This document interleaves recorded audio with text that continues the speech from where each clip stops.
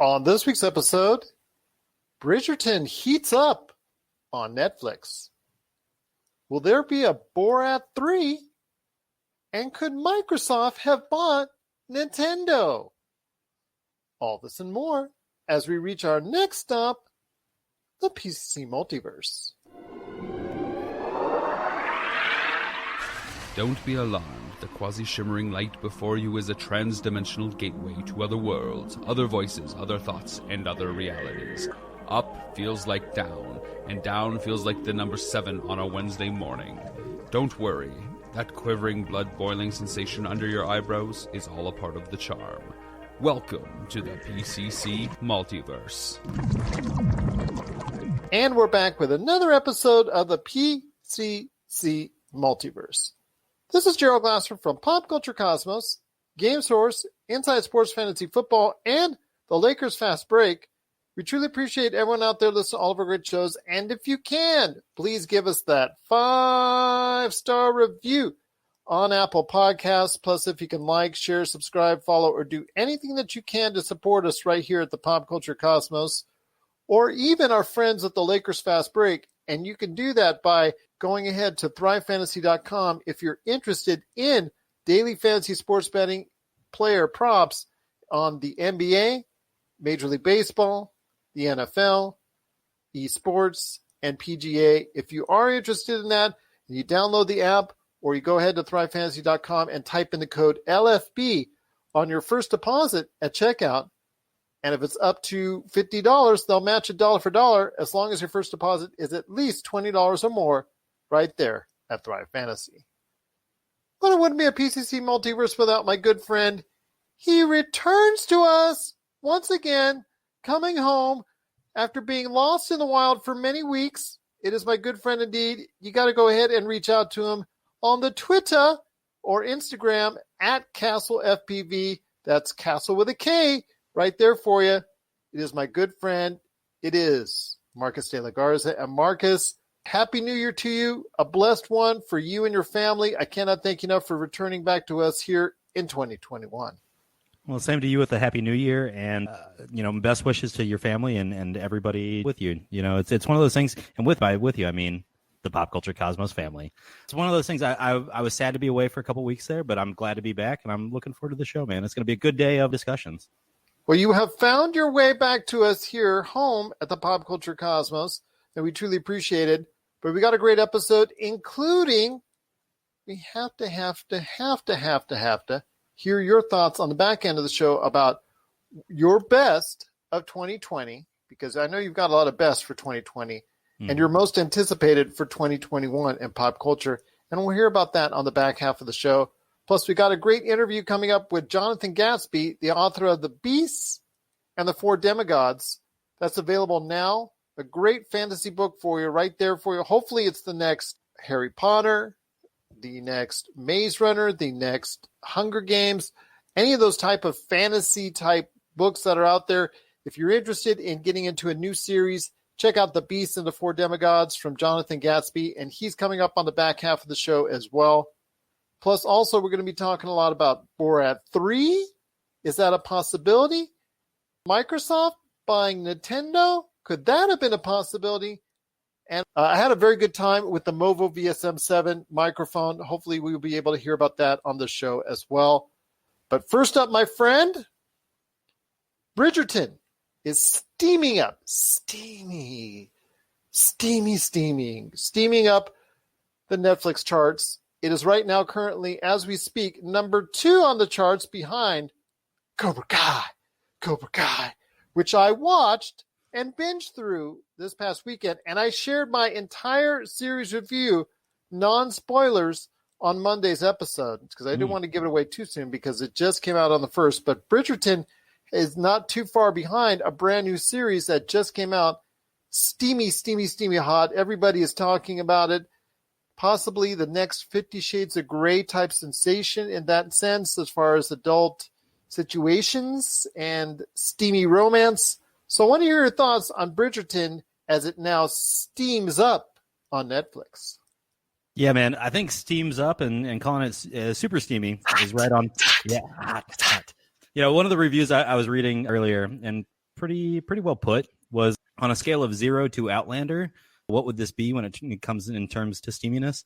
It was a 6 is what the author gave it. I think it would probably be a little bit higher than that. But my personal opinion, it's going to keep going up, man. This is a really popular thing. I feel like everybody in my life is talking about it right now. Just on our family thread, our family text message thread last night, I got has anybody watched Bridgerton? And 4 or 5 different responses. Oh my God, it's great. You have to watch it. It's something that I think our household is excited about. We're going to try and binge it all this weekend.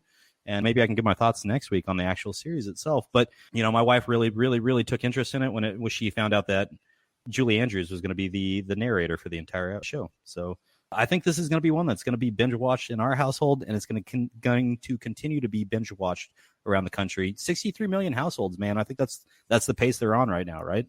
That's correct. As of this recording, Netflix has reported 63 million households have already tuned into the Bridgerton series, an episode at least. So that's a great note. Obviously, that means a season 2 for the series. And I wanted to ask you this. I know we discussed it on the Monday episode, Josh and I, on whether to binge or not to binge. And I know I had to, for the show, binge through Cobra Kai, but I also enjoy event television when it comes to The Mandalorian and what I've seen over the course of the past year or so because of what the pandemic has done. A lot of the networks out there have seemingly spaced out their content in more of a week-by-week fashion. But I want to hear your thoughts, my friend, on this before we go ahead and continue on the Bridgerton sensation. And that is, do you like and prefer binging or, like I said earlier, in the case of The Mandalorian, a week-by-week event television? To me, it depends on what I'm watching. If it's something that's super high quality, I would prefer to have it come out week by week. I know myself. I know I'm just going to destroy whatever you put in front of me, Netflix, Amazon Prime, Hulu. Don't do it to me. Don't put me in that situation. Amazon Prime saving me from myself right now with The Expanse this season. They're only giving us weekly releases after the first 3 came out on week 1. So and I think that's their MO because they did a similar thing with The Boys. The first 3 episodes, then they tease you week by week. Well, and, to just put it in perspective there, last year they released the entire season in one go, and, I still binged it in 3 days, right? Like, it just, I think that something quality like that, something that I really appreciate, give it to me week by week, it's going to have a better impact. But, I mean, I don't need to, I don't need a week by week release of Bridgerton. I don't need a week by week release of The Crown. Those are things that, I don't want to call them background noise because they're beautiful productions, but it might be a little bit of background noise in my head at least. Tell that to the missus. Don't tell that to the missus. Yeah, but and not to say I don't enjoy them because this most recent season of The Crown was outstanding, and the season before that I really enjoyed because it had so much history to it. But to answer your question, it's a little bit of both. It depends on what I'm watching. If it's something that's really outstanding, give it to me week by week. Well, it's something that we're going to be gauging further and further as far as the tastes for the individuals. It's obvious that Netflix is going to stick to the binge watch television because that gets them those early slamming numbers. And man. I'm slamming my fist at those numbers right away, as opposed to just trying to weed it out week over week over week. And Disney Plus seems to have that mentality of spreading things out while Netflix is just like splat everything right there for you. So it's kind of a different story now. It's a different mentality. When you go to Netflix now, you're expecting a binge. When you go to Disney Plus, you're expecting a week by week. So it's going to be interesting to see if fans' taste, viewers' taste will dictate one way or the other, and if they'll start demanding, hey, I want this all in one shot, or if I want to continue on this on a week by week basis, which is what is easier for my schedule and my lifestyle. But we'll wait and see how that pans out. But it is Bridgerton, and like I mentioned, Netflix has reported 63 million households have already gone and seen at least one episode of Bridgerton, which is an amazing number for at least a debut season with not too much hype to it. No, not at all. Too much interest or advance notice on it. It just caught wind, it caught fire, and a lot of people are really excited about it. Well, and there's one more I want to mention that Netflix has had a boom on, and that was Midnight Sky. The Midnight Sky. Clooney, directed by him. Yeah, I mean, outstanding. We watched it. I thought it was outstanding. It's and I don't want to overshadow Bridgerton, especially since we're in a totally different category, jumping over to the movie category. But Netflix is knocking it out of the park, at least in December. It was rumored they were going to cross that 200 million subscriber threshold. So if they did, congratulations to them. They deserve it. They've been killing it lately.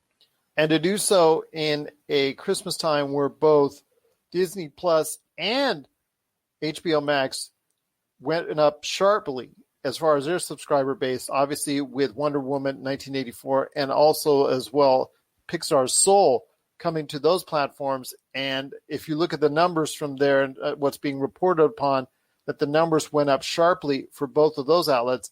If they were still able to go ahead and climb over the 200 million subscriber mark at Netflix, kudos to them for doing so in a time where you could see a lot of people leaving the network just because there's so much out there that's offered, not to mention Peacock going back, now and getting The Office now full time. Yep. And they have exclusive footage from The Office that Netflix didn't have. So Peacock is now also going to be getting more viewers as well. So that's going to be very interesting how that plays out. How does Netflix still handle this situation as far as subscribers are concerned going forward? Again, with the content, Midnight Sky was also in the top 10 as far as what's hot right now on Netflix. But at number 1, Cobra Kai, and not far behind was number 2, Bridgerton.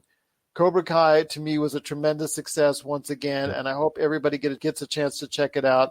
Look forward to going ahead and checking out some episodes of Bridgerton. I know that everybody is, like you said, talking about it.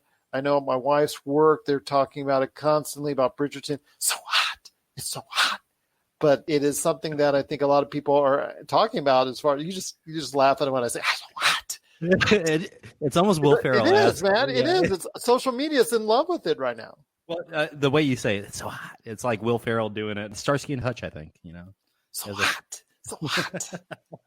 But I tell you what, it is Bridgerton. It is on Netflix right now. If you're interested in a steamy, romantic, hot series, this is definitely up your alley.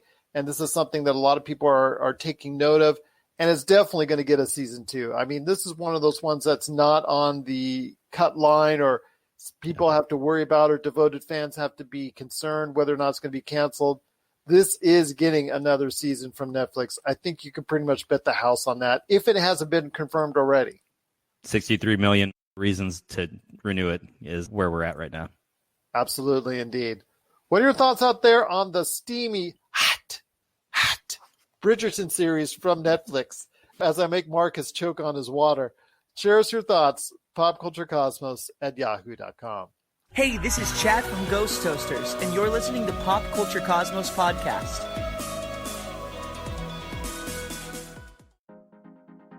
For the latest news and information, analysis and opinions on the Los Angeles Lakers and the NBA, check out the Lakers Fast Break podcast today on wherever you get your podcasts. My friend, there's so much more to talk about on today's program. Wanted to go ahead and let you know on an interview that Sacha Baron Cohen did quite recently in speaking about the making of Borat 2, the circumstances around that as far as how tough it was to make, obviously the content involved within it. I know you and I spoke highly of it, and I thought it was actually one of the top 5 movies for me for 2020 was Borat 2, and Maria Bakalova, I think, is deserving of Academy Award consideration because her performance was so sensational in it. But the alarming thing that came out of the interview was that he has no plans at all for Borat 3. And one of the things I had said upon seeing Borat 2 was that, you know what, Amazon better back up the Brinks truck.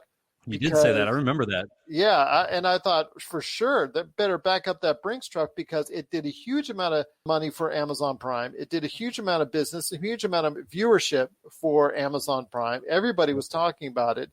It was so controversial, so funny, so good of a movie.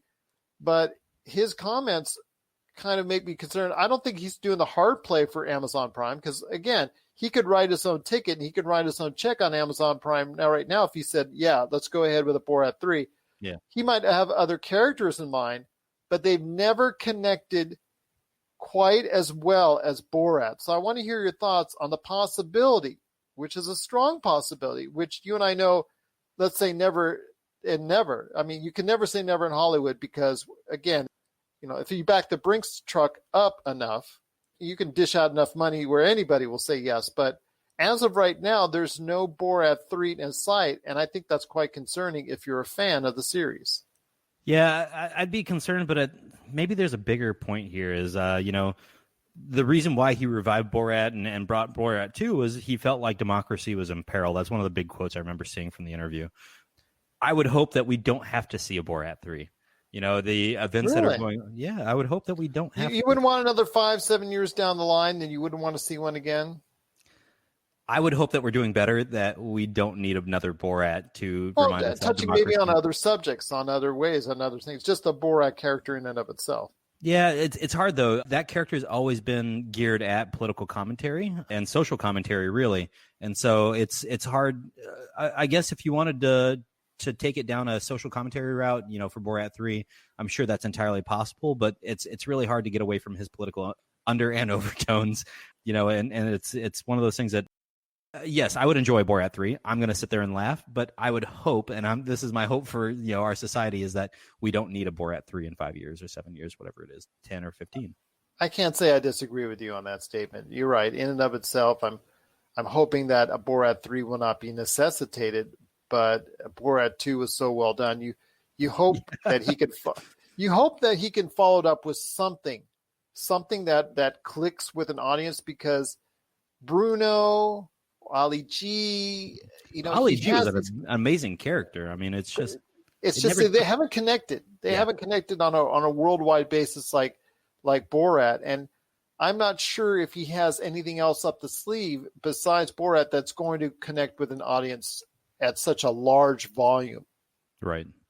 Yeah, and I think that's the issue he's going to have moving forward. But I mean, he's been doing a lot of serious movies and TV shows, maybe not TV shows, movies though, lately. And I'm really kind of looking forward to see what he does after this and really keep developing himself. And not to say he needs to develop any further, because I think he's an outstanding actor, and it's evident by the way that he's able to embody the characters that he does. But I'm hoping that we get to see something else, a little more creative out of him, and a little more creative out of him, a little bit more.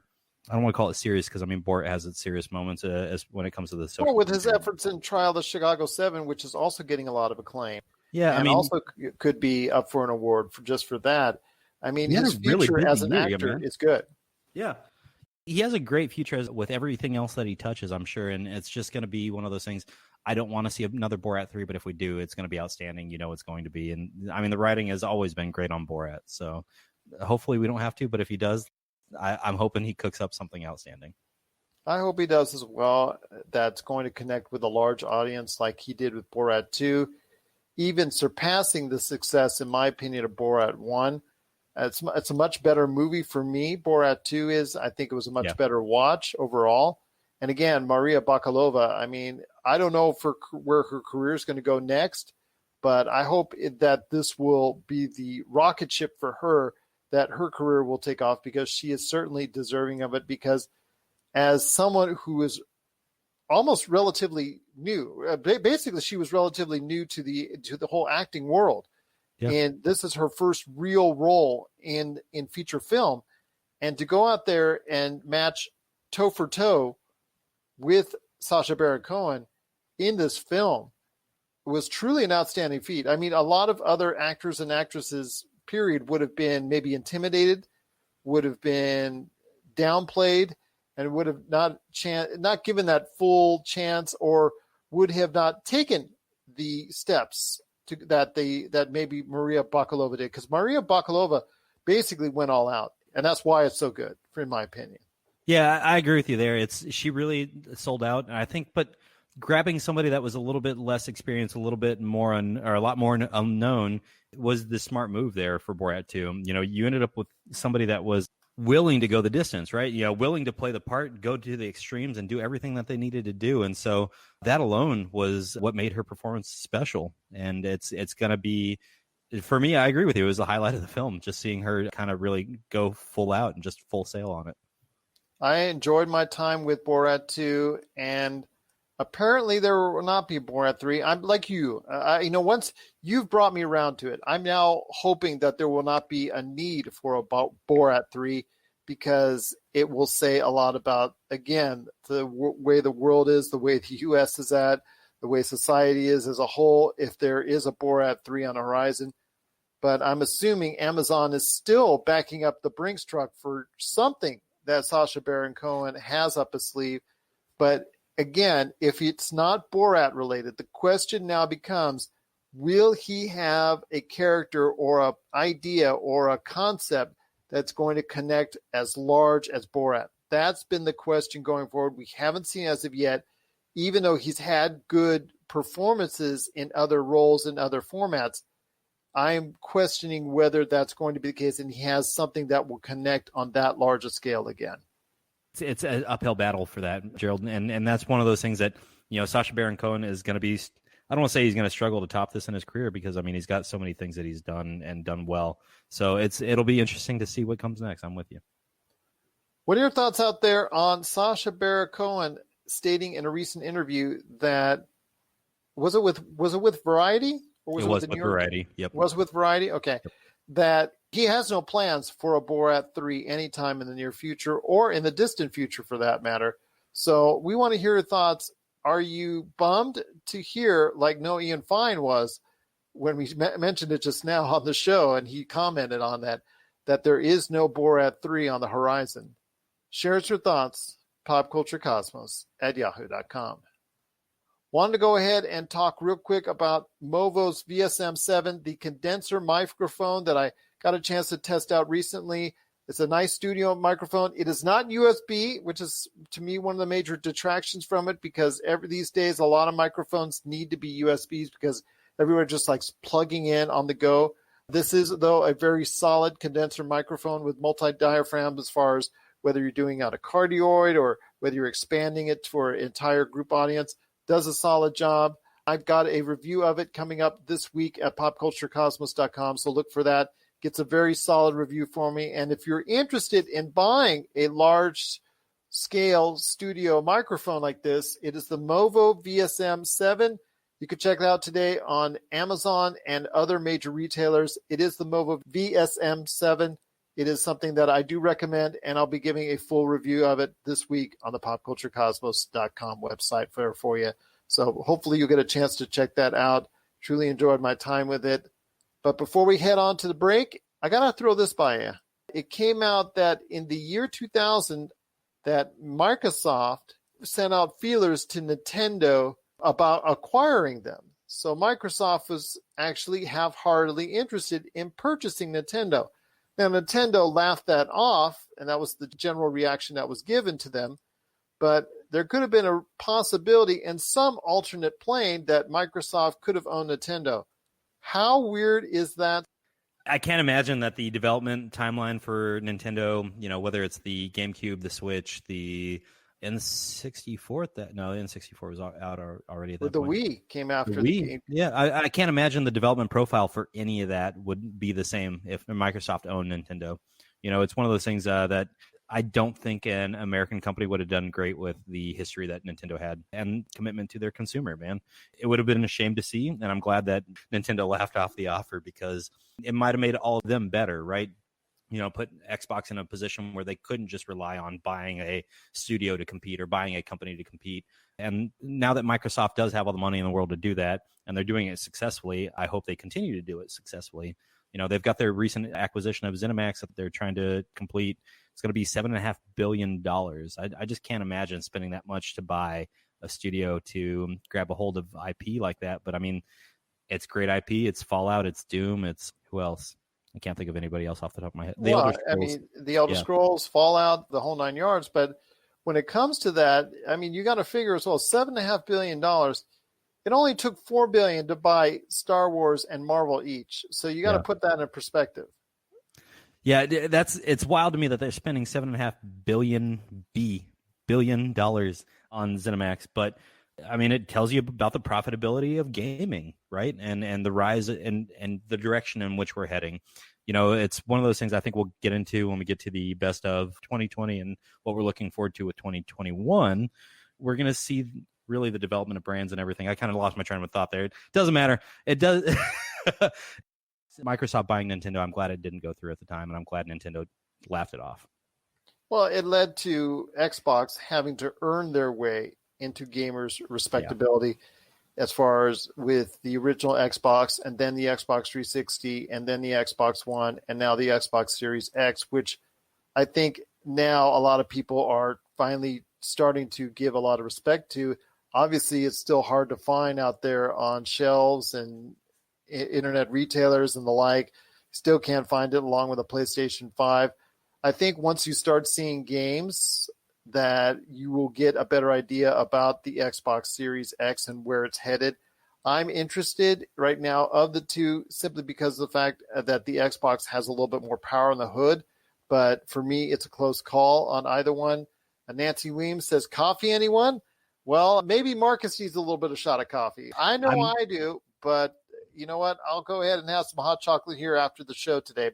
But yes, when it comes to Microsoft, I mean, Microsoft, that whole concept of buying Nintendo and the culture where it's based, I could have seen Sony buying Nintendo after the early 90s battle that happened, and then Nintendo dissing Sony with the PlayStation deal as far as that's concerned, then PlayStation ending up saying, okay, we'll just go ahead and make it ourselves. And they ended up being a great success to the point where Nintendo at the earlier part of the century in the 2000s looked like Sony could have bought Nintendo because Nintendo was struggling with the GameCube and Sony was wreaking havoc with the PlayStation and the PlayStation 2.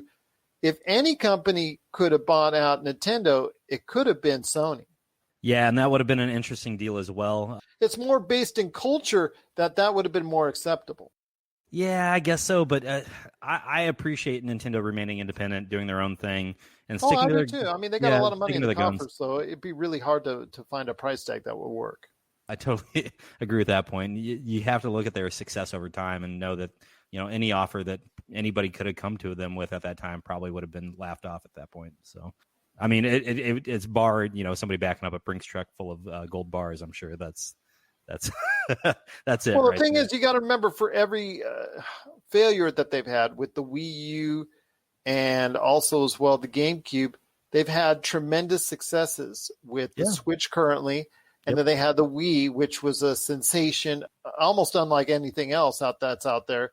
Maybe the PlayStation 2 and maybe another system or two might qualify as being close to that type of sensation. But the Wii was something that everybody needed to have in 2007 and 2008, and everybody was begging for it and lining up around the block for that for months and months and months. And you had the N64 and the original NES that people were truly interested in. Those systems, they buoyed the company so much. They've got a lot of room on their plate to go ahead and say, you know what, we're going to take a chance on this and we'll fail maybe. But again, we should have another success in mind because we do have that money to go ahead and back that up. They cut the Wii U short once they saw it was not going to be a long-term success and came out with the Switch, which was for them a brilliant move simply because of the fact that they have the almost seemingly infinite resources to do so. Right. Yeah, I'm glad they made the moves that they did on the Wii U.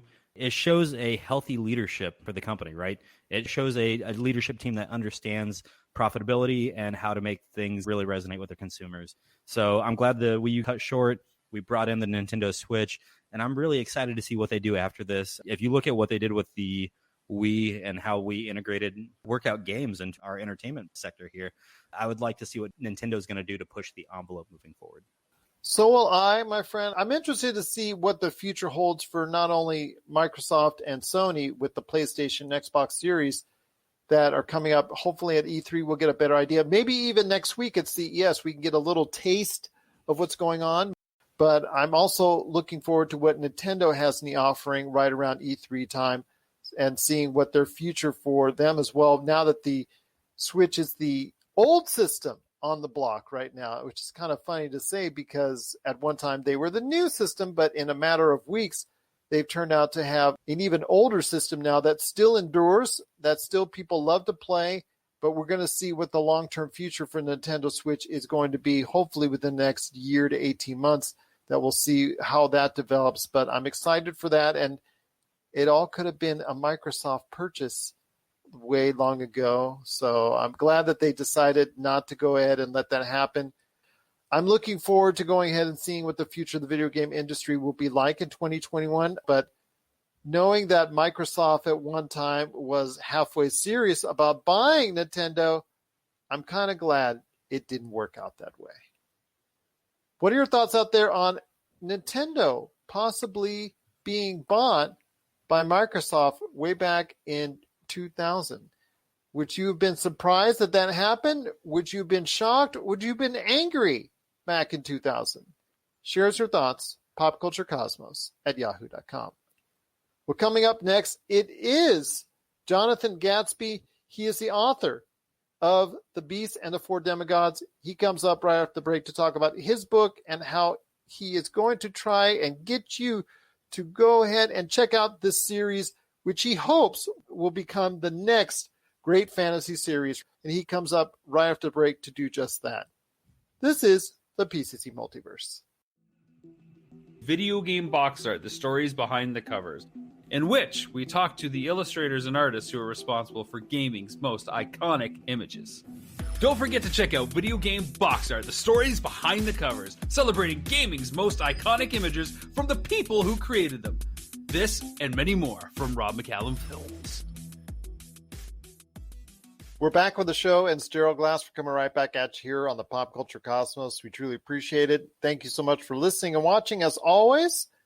Well, I'll tell you what, I'm going to go into a little bit different venture for our interview this week. I'm so excited to talk to our next guest here. He has got a line of books right now, which you got to check out, starting with one that just came out last month. So hopefully you get a chance to check it out. It is available on Amazon.com.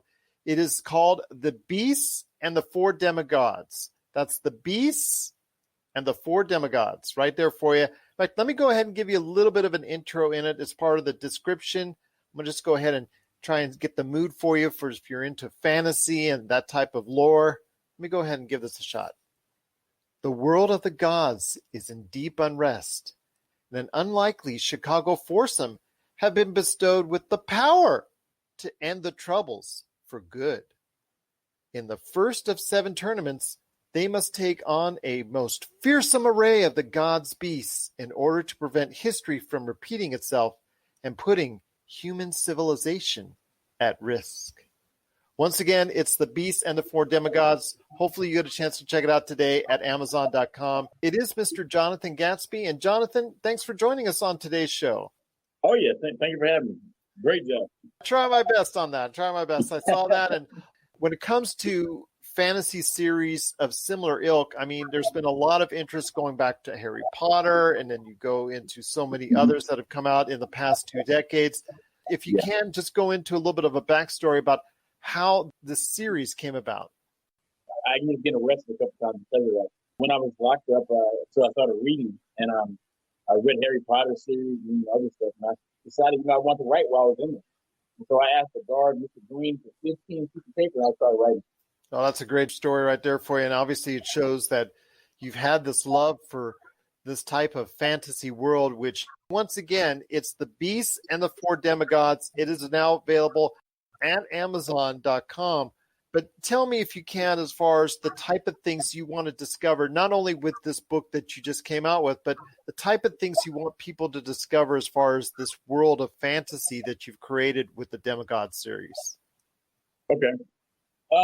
There was a few aspects that I wanted to bring out. One was, you have different settings everywhere you go. I've gone to like suburb schools, where it was good schools, and I've gone to schools where they had metal detectors. And so, I've gone to both schools, and I kind of want to get both sides. That's why the demigods, they're not all one, group. Like one demigod is homeless, living on the street, but he's trying to graduate. Another one is two of them live in the suburbs, one lives in the ghetto. They're all from the south side of Chicago. And I just wanted to get different aspects, as far as, people's lifestyles and how they live that are going into it. So these 4 teams are trying to graduate school. That's already hard enough, at certain schools. And then on top of that, they're kind of forced into, they find out the demigod. Find out that along with having powers, you have responsibility. And so it brings up the question, is having powers even worth it? for putting your life at risk. And so what I wanted to do, and this part's where it gets a little controversial. I've always been one to go against the mold, but I grew up in Baptist church. I am a Baptist preacher, but at the same time, I always have opened my mind to look at other stuff, kind of, so I can understand everything, And so I would study everything. And then in doing so, I actually started finding a lot of connections in between everything: Greek, Norse, Egyptian, even in the Bible. I found links in each one of them where they were referencing each other. So in a book, what I did, I had the demigods kind of studying it while they're learning about the power. So you actually see the studies that I was doing as they're going through it. I'll tell you what, it provides the basis and the foundation for an interesting storyline that you've already got underway. And hopefully people will go ahead and check out The Beast and the Four Demigods. Just came out in December. It is available now on Amazon.com. Obviously, that's something that you're working on, is expanding this series even more. And you find a lot of inspiration that I'm so encouraged by hearing in your story so far and what I've read and what's been sent out to me. And I appreciate, again, all the time that you're taking and speaking to me today for it. But tell me, where do you want this series to go? How do you want this series to develop in your mind? I know you already have it mapped out. I mean, obviously, the great authors such as yourself that they work on these series, and they already have a timeline, a byline about how the basics are drawn out. I mean, do you think this will go a long ways? Yeah, I was planning on 7 books, but right now I'm thinking it's probably going to be about 8. Because I don't want to make any book too long. Too lengthy a book turns some readers off. So I figure I want to keep each one of them about between 300 and 400 pages. And so I'm thinking about 7 or 8 books. I'm already about halfway done with the 3rd book right now in that series. I have another series out, World War III. That book's getting republished coming up this next month. To be honest with you, when I started this, as you probably already read, I was poor as a kid. I decided to get good at certain things: basketball, boxing. I was a professional boxer for a little bit. Music, I got some songs out. This was my passion, the books. But the whole goal from the get-go was just, I don't want to live poor my whole life. I wanted, to get to the point I can get comfortable. I have a daughter now, and so now the goals need to change now. Now, if I don't, get to that point where I'm good, I'm hoping it does it for my daughter, so she'll be able to, go to college. She's in 5th grade. She's always been top of the class, and they even tried to advance her a couple grades up. She's actually doing 8th, 9th grade work right now, working in 5th grade, and so I know she wants to go to college. Well, I'll tell you what, I wish you all the best of that. As a father of 2 girls myself, that I would like to go ahead and put through college. That's very intimidating. I know that's out there. And it is something, as a parent, you always want your kids to strive for the best. And it sounds like your daughter is doing just that. So my wholehearted congratulations to you on that. And she has a dad that is hopefully going to be able to be very successful with his book series. And it's something very fascinating that people need to take a look into. But again, Jonathan Gatsby, author of The Beast and the Four Demigods, that you can get right now on Amazon.com. I truly wish you tremendous success, and I can't not thank you enough for being part of the show. Any last thoughts on the way out? Yeah, just one thing. Tell them to make sure that it's this cover. Amazon's not taking the old one down yet, because I guess people were still buying it. That's never a bad thing when people still buy your previous edition books. Yeah. But again, look for the one that's dated for this past year, December 2nd, 2020. Yeah. That's its original release date. It is The Beast and the Four Demigods. It is available right now on Amazon.com. But I want to tell you what, Jonathan, it's been great having you on the show. We truly appreciate everyone that's watching, listening. And again, Jonathan, we truly appreciate you being part of the pop culture cosmos. If you need your video game fix, be sure to check out Retro City Games. Located in Town Square on Las Vegas Boulevard or in Henderson, Nevada, Retro City Games has the cure for all your video game vices. Retro games and games for current consoles, Nintendo, Sega, PlayStation, Xbox, and more. Retro City Games has all the staples from any library and some highly collectible offerings too. So pick up a few games today at Retro City Games in Town Square on Las Vegas Boulevard or in Henderson, Nevada. Retro City Games is your video game metropolis. And we're back to close out the show. This is the PCC Multiverse. My good friend has returned to us. It is Mr. Marcus de la Garza. I do want to thank Jonathan Gatsby from The Beast and the Four Demigods, which is available now on Amazon.com, the author of that, for stopping by on today's program. and I wish him tremendous success with his book series as he continues to do that. And please check out his book, The Beast and the Four Demigods, today on Amazon. But before we head on out, my friend, the floor is now yours. You weren't here for the end of 2020 because you were zooming all over the place. You were jet setting just safely all over the place. So I want to hear your thoughts. The floor is yours, my friend. You get up on that soapbox. You can tell me what intrigued you the most, what entertained you, what excited you the most in 2020, and what are you looking forward to here in 2021? All right, not the most conventional list here, but I'm going to start out with, and I know you knew this one was coming, Ted Lasso. Of course. What a wonderful show. Can we just talk about it for a minute? I think it was an outstanding show. It really brought some, much needed comedy. And it was a little bit of that dry British humor, but at the same time, it was still Jason Sudeikis being a zany character and really appealing to you and just making you smile, man. And I know that didn't do it for you, but it did it for a lot of people. It did it for enough people that they were renewed for season 2 and season 3 right off the gate. That is correct. Yeah, yes, it is actually a number 1 for Apple TV in several markets around the world. I'm not going to try and dissuade that. I know it's a popular show. I know it's been a successful hit. I know a lot of critics like it. I have seen the list. It just didn't connect with me. And I don't know why. Maybe I thought it was just like another Saturday Night Live skit that they've tried to length out. I've said that previously on this show. For me, it just didn't click. But that's not to say I'm not happy for you that it didn't click. I want it to click with people out there, even if I don't like it. Josh and I go back and forth on shows that he didn't like or that I liked and that he liked that I didn't like all the time. You know, King Arthur to this day is still a sore spot for both of us. So, you know, Ted Lasso, again, I'm so happy for you that you enjoyed it and that you had a great experience from it. Yeah, it was definitely one of those things that it changed 2020 a little bit for me in the sense of it gave me something that I was looking forward to watch in the evenings. And that was one of those ones in our discussion about binging things earlier. You know, we were a little bit late to the party, I think. And so we had a couple episodes built up, but then we had to wait with the rest of the crew, man. And it was worth it. I binged through the first 4 or 5 episodes with my wife, Jamie. And after episode 5, we had to calm down and wait just like everybody else. And it was well worth the wait. You know, it was one of those things. My mom was visiting at the time while it was still airing. And we got her to watch the first episode. And I think we binged 3 or 4 more after that. And it was just a great experience. You know, it was one of those things that it came at a much needed time. And I'm very grateful for it. This is my first unconventional of the night. Rise of Great Takeout. You know, this is a year where we saw a lot of weird things happen, you know, across the board with pandemic and the economy and everything that's going on. And I'm very grateful to all those essential workers that stayed out to make sure that we were well taken care of, we were well fed, we were well shopped for. Anything you could think of was taken care of for us. But I do want to say Rise of Great Takeout. I've had plenty of restaurants here in Tampa Bay that I've always wanted to just be able to order something, pick it up, take it home, hang out, and relax on my couch and eat their wonderful food. And that's one of the things that I was able to do this year.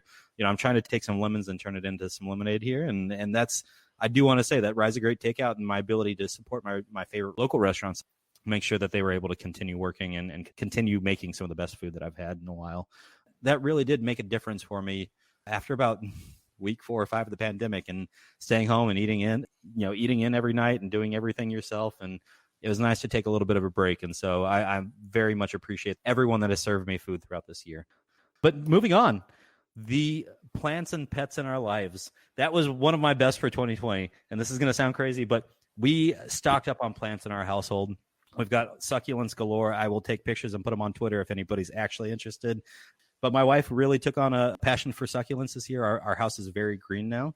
I'm kind of looking around and looking at all the stuff that's up in our living room. But it looks wonderful, man. And so just the small things like that. And then getting back to pop culture, though, I do have to say, The Expanse. And it's going to be my bridge into 2021, actually, because it is existing both in 2020 and 2021. Want to say that if you haven't taken the time to watch any of the episodes that have come out so far, season 5 on The Expanse, it's been outstanding. It's really captivated the audience. The reviews have been great. And I'm really looking forward to see how they wrap up the storyline for this season. We're doing some great things as far as when you look at the book versus the TV show. We're really bringing in some storylines. We're moving things forward a lot faster than they happen in the books. But it's going to allow us to keep the characters that we know and love. We don't have to intentionally age them and try and make them look older than they are. We're really adapting the storyline to make it continuous, man. It's one of those things that if you, and I don't want to spoil for anyone, but there are some major events that happen in this season and have tremendous impact on Earth. So if you are as much of a sci-fi nerd as I am, please, please, please take some time to support The Expanse. They've got a 6th and final season coming on Amazon Prime, hopefully next December. But I'm going to go ahead and put my bets on 2022. It's hard to film things during pandemics. And, we've seen the effects of that across 2020. I will say my least favorite of 2020 was push timelines. And I think we've heard me say that too many times last year. So I'm hoping that we talk about those less in 2021. And here's the one I'm hoping that we don't see any more push timelines on.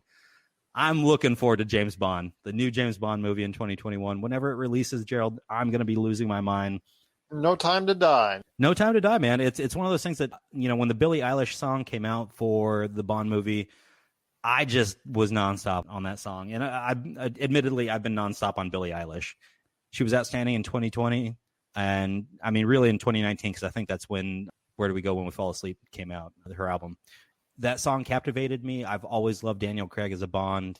Pierce Brosnan was my Bond growing up as a child, but Daniel Craig has been great.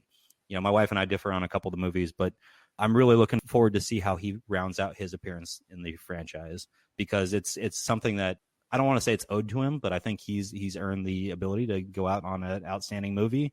And I hope Bond, No Time to Die is going to be that. Again, it's something that I'm interested in now. Daniel Craig was at first a slow burn for me as far as being that Bond I could truly appreciate. And I've now grown to really admire the character. I think Skyfall did it for me as it did for a lot of other people. That's why it's the most successful Bond movie ever, because it's such a great movie and he did so well in it that I now look forward to movies outside of the Bond universe from him. Obviously, he's done with Knives Out and Lucky Logan. That was a really great movie and a really great performance by him. He really catapulted the movie. Oh, Logan Lucky. Logan Lucky. Yeah, Logan Lucky, the Steven Soderbergh film, who Steven Soderbergh always seems to go in retirement and then comes out of it and makes a film like that. Yeah. So Logan Lucky was a truly great film, and his performance in it was good. So I'm definitely looking forward to seeing what Daniel Craig gives one last effort to the Bond films, because this will be the last time we see him in a 007 moniker. At least that's what they're saying. That's what they're billing it as, the last effort for him, and they're going to transition it to a new 007. Who will that be? Only speculation is there, so we'll have to wait and see on that one. But I am looking forward to the final effort for Daniel Craig in the role of James Bond 007 in No Time to Die. But what else are you looking forward to in 2021? Man, I'm really looking forward to the Olympics. I hope they actually get to happen. In terms of what's going on in the world and pop culture, the Olympics every 2 years, whether it's the winter or the summer, Jamie and I have talked about taking time off work to make sure that we're able to catch all the events. That's how much of an important event it is in our household. And so I'm really hoping that we are able to go with the 2021 Olympics now. It was supposed to be 2020, but that hinges on something that I'm also anticipating for 2021. It's the widespread distribution of the vaccine, and it's one of those things that I know this is a highly anticipated thing for most everybody in the world, but I'm going to put it on my list, man. It's very important. It's very important things to all of us. And so, I will share this with everyone. I'm very excited about it, anticipating it, and looking forward to my chance to get my dosage. So you and I both, my friend. Just stepping back to the Olympics for a second, whatever they have to do to modify it, whether or not they're going to allow the athletes to stay in the Olympic Village the entire time. Some of the plans I've read are that they'll only bring athletes in groups and let those groups compete and then dish them all out and then sanitize and bring the next group in, that kind of thing.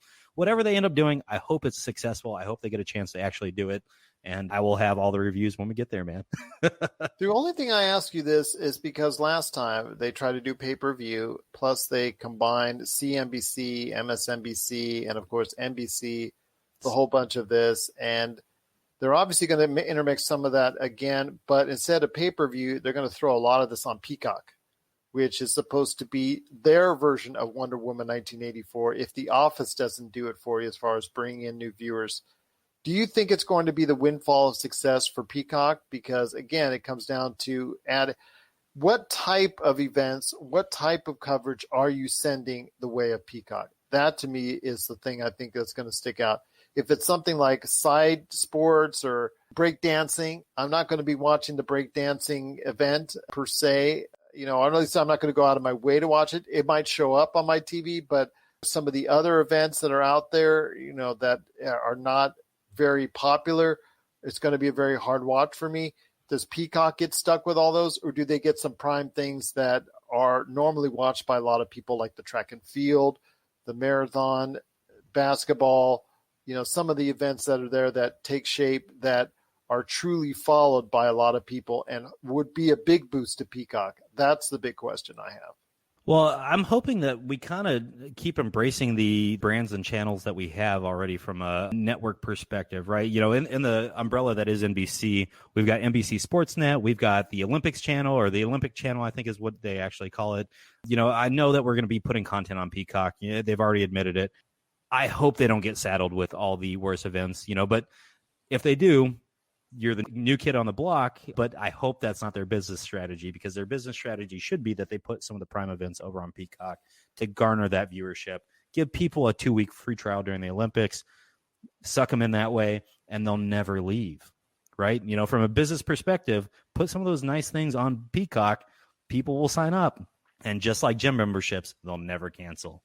So if you can do the same thing there, do it and make it great. But I'm hoping that we can kind of stick to some of the channels and highways that we have for delivering entertainment. Well, it has to be for them in order to go ahead, because this is their opportunity. I mean, if The Office doesn't do it with all the extra footage and exclusive stuff that they have that Netflix didn't have, if that doesn't do it for you, which I think a lot of people will do, because The Office on Netflix was such a tremendous success. And it was the number one overall year-by-year series that was watched on the outlet. And I'm sure they're going to get a big boost from that. But they don't have original content that they can really draw in people. And Saved by the Bell, the reboot, is not going to do it for people. But something like the Olympics can. Something like showing the track and field on Peacock can. Something like showing the basketball finals on Peacock can. But you're going to have to sacrifice showing it on NBC. And that's a trade-off, because you spend so much money on it with advertisers and things of that nature. So I'm not sure that they're going to do that. I think when it comes down to push and shove, you've got so much advertising involved, if that's the case, that they're probably going to show most of the good stuff on NBC. But to me, if they're going to go ahead and think long-term future for what Peacock could be, it would probably be in their best interest to do what HBO Max did, and just putting premium content right now or right away when it's released on that platform. Simple as that. They should follow that same footsteps. And if they don't, they're going to end up really on the short end of the stick on subscribers and subscriptions by the end of the year. Yeah, it's going to be interesting to see how Peacock develops over 2021. If they could find a way to sneak into my next bullet point for 2021, they could be doing pretty well. The rise of the lifestyle companies, or the lifestyle brand, right? And anti-Apple alliance. So they were looking at 3 companies specifically: Spotify, Peloton, Netflix. If you could group together and offer a package deal of those 3, you could start competing with Apple right away. Because Spotify knocks out Apple Music, Peloton would knock out the Apple Fitness app that they just launched, and Netflix would knock out Apple TV. So send me a free Peloton, okay? Send me a free Peloton. I'm going at it. Yeah, I would say goodbye to Apple. Send me that free Peloton. I will go ahead and move out my existing exercise bike, and I will go ahead and put in the Peloton there. But you got to send me it free. That's the problem, is you're not going to get it free. You can't even get it, period. If it was 6 months ago, it was one of those things that it was hard to find a Peloton. You were trying to find one that was used and refurbish it, because pandemic just made them all disappear overnight, basically. But I'm really, really, really looking forward to the concept of this rise of lifestyle brands and the banding together of brands to maybe take on some of the larger competitors. Healthy competition is what we need in this marketplace right now. The sooner we have that, the better we all are. And I want to leave you with something here, Gerald. Okay. You ready for this one? Never, but go ahead anyways. Ted Lasso season 2. That's my hopes for 2021. If Apple can deliver in December, maybe December 15th. I'm not requesting anything, Apple, but if you would like to, December 15th, drop Ted Lasso 2. and just give us a nice little Christmas present there. It would be a really great way to send out the year, especially a year that we're hoping is going to be outstanding. And so give us an outstanding TV show to send us out. I do want to say I've got an honorable mention that I forgot to include in 2020, Dave on FXX. But it was about Lil Dicky the rapper, and it's about his life, kind of, but it's all highly fictionalized and, just an outstanding show. It really made us laugh in our household, and it was a laugh we needed for, I guess that was April, May, maybe May, June. So, it got us through until Ted Lasso came out, and then we really went hard after Ted Lasso. Well, I'm glad you got a chance to enjoy it. That is, again, Dave, you got to check that out on FXX. It is something that I think a lot of people have been talking about, so hopefully they'll give that a shot. And I'm looking forward to more great things. Maybe a little bit less of Justin Bieber, but you never know when it comes to FXX and Dave. But, we can go ahead and let the Bieber in for an episode now. Now, if he's in on the joke, that's okay. It's okay. Yeah, obviously. And it seems like Justin Bieber is actually willing to laugh at himself now. And that's good. Yeah, I mean, that brings things full circle. As soon as you can laugh at yourself, the better you are in pop culture. And as for Ted Lasso, season 2, I have a feeling it will come out this year. But you got to put me on my free Peloton first before I see it, man. Before I see it, I need that free Peloton. I mean, it's not going to be free, but I can definitely get you one right now. It's going to cost you, though. No, I like that free. You got to send it to me free. You want that package in there, I'll pay the monthly subscription if you send that free Peloton. But I digress. You know what it comes down to is we need to make sure we're really hitting up Peloton and embracing their product and seeing if they want to send us a review unit. So there you go. I'm trying to get a KFC console. I'm trying to get a KFC console and review that. So you and I both. That would be awesome indeed. But you and I will also hopefully get a chance next week at CES to meet a lot of people. So you never know what they'll be gracious enough to allow us to check out. So I'm looking forward to that as well next week for CES. But I'm glad that you're anticipating a lot of great things. Some things that are off the beaten path, which I kind of like, and some things right on the beaten path when it comes to pop culture. What are you looking forward to in pop culture in 2021? We want to hear your thoughts. popculturecosmos@yahoo.com. Well, my friend, it's been a great episode. Back in the big chair once again, and glad to have you back after your jet-setting ways are done, at least for now. And I'm glad you're safe. Yep. Glad you're healthy. Taking the big risk out there. We are. We did. But I'm glad to have you back indeed.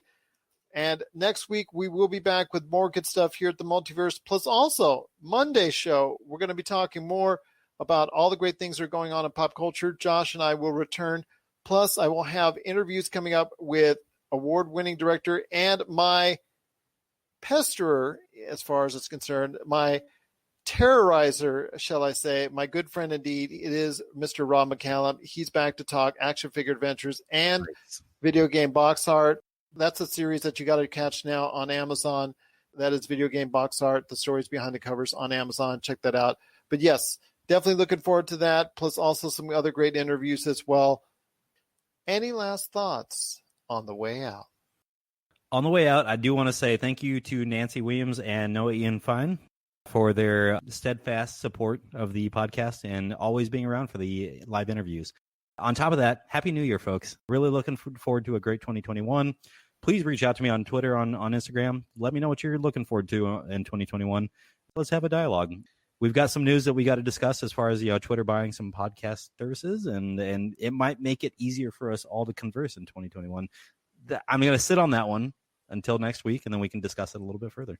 Sounds good. Twitter needs to buy us. We need the cashola. No, we need to buy the Pop Culture Gospels. We got thousands of people that have listened to us, tens of thousands of people. We're on 30 stations worldwide. Twitter, send that money over here, please. You need to send it our way. They might be. I mean, they just bought a whole podcasting technology, so we'll see how they integrate it into their social media platform, and maybe we can start having some live conversations with people as we record.